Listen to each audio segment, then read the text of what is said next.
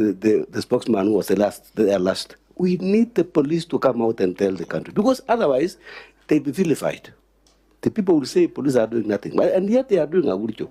So we need to see visibility. I like the way you are moving around the country and telling everybody what you are doing, and we are very happy. Thank you. Back to you, Buenos Aires. I think, Mr. Chair, just quickly, is that first of all, on the follow-up to the Mr. Bukala's issue, Ms. Bukala's issue, I think I will relay the information back to the DCI to update the family if the update has not been ongoing. But usually there's an investigation officer who always, in more investigation cases, who always updates families. And I think I will, if that has not been the case to Mr. Bukala's family, I will make sure that I take it back. As to the whereabouts of this suspect, I believe that you can see all the evidence is pointing at one person. So the question is only where that person is. And I think now the investigation moved to who is the suspect to where the suspect is. And I believe that, again, with you know, as you can see, we will need collaboration with also neighboring countries, just in case if he ran away to the neighboring countries. And then on the chief's office, I agree with you that when we build the SCC's office, maybe we should always have consideration of where a chief or so can operate from. When we build the chief's office, we should have a place for the assistant chief where he can sit and the village elder. So we have been grappling with one full design of a police station of administrative units, so that then if you get well-wishers or NGCDF or any other person, they want to build their police station, they know the standard design of a police station. They know the standard design of a chief's office, standard design of, so that one, we will follow up to make sure that that is completed. Then we need to encourage as many members of the public as possible to give to these causes, to build a police station, to build a chief's office. It shouldn't be government alone. Even the business community can do so, because this is a joint collaboration between the community and government. And in cases where business community has been very active, let me say the case of Eastleigh, for example, security is greatly improved because the business community is working together with the local police to invest in facilities, but also working relationship. And I think this should be the case in many parts of the country. On the question of Trans Nzoia, I don't think that Trans Nzoia really have gangs at the level of gangs, but they have goons. At the moment, there are many goons attached to politicians in Trans Nzoia. They haven't matured properly to be a gang. You know, a gang is a very serious issue. A gang is led separately with proper chain of command and so forth. But there are goons that are attached to leaders, and we know a number of those goons are hanging around political actors.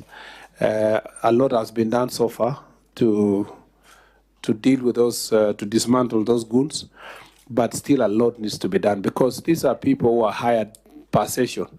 So some leader who's going to some village, he doesn't want to go alone. I don't know why you're fearing his own people. You carry goons. They reach a funeral, they start a fight. The funeral is in disarray. The family is run away. And you know, we've had those cases in Matungu, we have those cases in Kitale.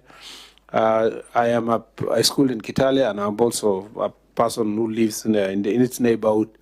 And there was a time you go to Kitale and walk in the streets normally. But now if you go to Kitale and you're walking around, you also have to get some people to escort you, because there are many goons around that can make your life very difficult. We've been working very hard with the county security team in Trans Nzoia, and I'll be visiting there as part of our county also visits. But a lot has been done to deal with this issue, but we will still do more. This is just basically politics, very bad politics, which really we should not have in our country. And you see, one person organizes young people to heckle and fight others, then everybody else has to recruit people because they realize that it is not enough to have security, formal security. You have to have also some bouncers to escort you. It starts like a nice thing, like you have some people to take you around, then slowly it grows to become organized goons. And then before long, it will now be gangs, the way Mheshimiwa said. So we are dealing with it. But if it reaches a stage where we have to arrest some politicians and deal with them, we'll do it so that we can make the county peaceful. There are some counties that are so peaceful, Mr. Chair. Yet there are some certain counties that have this kind of goods. You know, a number of these counties, I don't want to use my county as an example, but if you look at my county, anybody goes, leaders go together with their opponents, they go to the same meeting, they talk, they leave. Not a day that somebody organizes anything. You know, you don't have to prepare to go to Elgeyo Marakwet, and I must appreciate all the leaders that come from that county. But there are some counties I don't want to mention that you have to put a budget to go and visit your own constituency or to your own county for some people to escort you, and before long, they tax you this, tax you the other one, and the place becomes very chaotic. We need to work very hard to bring the country into some good level of order. And then on the issue of chief's office also, we depend on NGCDF. Let's work together. Support us also in some places. I am a firm defender of NGCDF, even when I was a senator, because I don't see the reason why in my constituency, for example, whether I am elected or not elected, I don't see how we should return money to Nairobi and then come here to beg to build classes and police stations and police.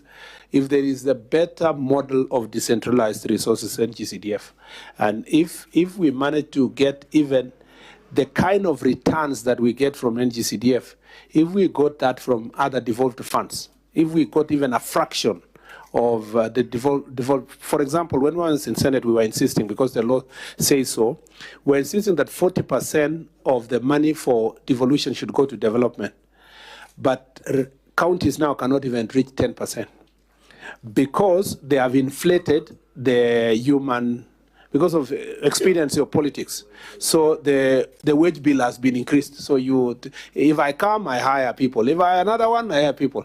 But the way NGCDF is so strict in terms of wage bill, almost 97% of the money go to development, it makes a difference. I am making a case on behalf of my ministry that even as we praise and appreciate NGCDF, let's work together on the security part. I know the schools have been built. We're almost at a level where we can say, yes, fairly built. But administrative units, which are extremely important, the chief's office, police station, we should, if you are talking about affirmative action in Trans Nzoia, because you have not gone to Tana River. You go to Tana River, the headquarters of Tana River, the county commissioner is living in some kind of a shanty there at the corner. That is his office. You know, as a committee, you need to go there. And you ask yourself, you know, if there is no definition of marginalization, that is outright marginalization. So we need to work on it. And because as a ministry, we are struggling with development funds in different places, if we can get cases of NGCDF supporting us, even if it is 50-50, then we can see the budget that is appropriated here. We can share 50-50, say, if it is 25 million to build a good police station, we can contribute 10, like that. Then the country can be better. And some constituencies are doing that, and they're doing very well. Some have not even attempted a single police station, Mr. Chairman. Chair, could we kindly request the minister to make his support for NGCDF official? It has always been official. It's on record. It has been on record from when I was a senator. No, even when it was when you used to have a fight between governors and I mean counties and constituencies.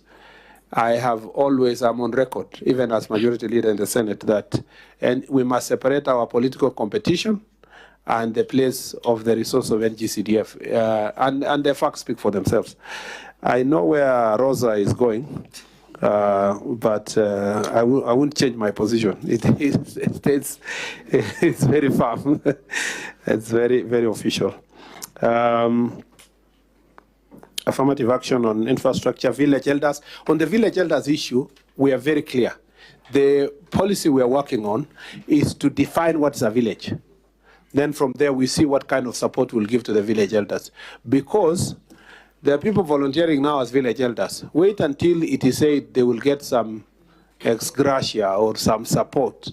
Then suddenly there will be mushrooming of villages. Yes. You know, that now, oh yeah, now we are 5 villages. So we want first to work on the policy on where is a village and how do you define a village. In Nairobi, what's a village? In a rural area, what's a village? And who is a village elder? Yes. You must also remember, Mr. Chair, that there's an overlapping responsibilities here. You have a village elder